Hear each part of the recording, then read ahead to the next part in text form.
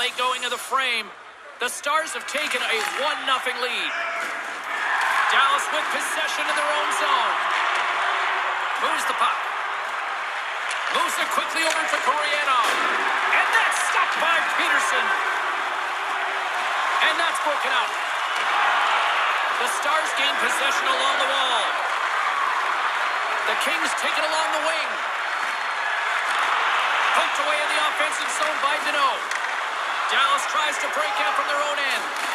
Puck picked up by Koreanov. And that's poked away by Roy. Handles the puck.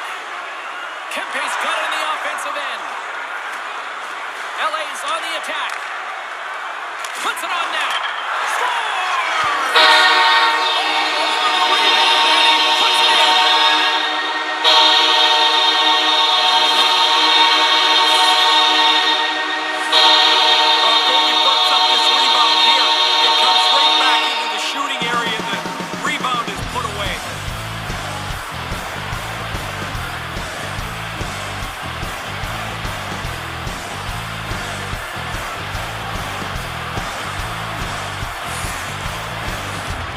Are ready for the draw. The linesman about to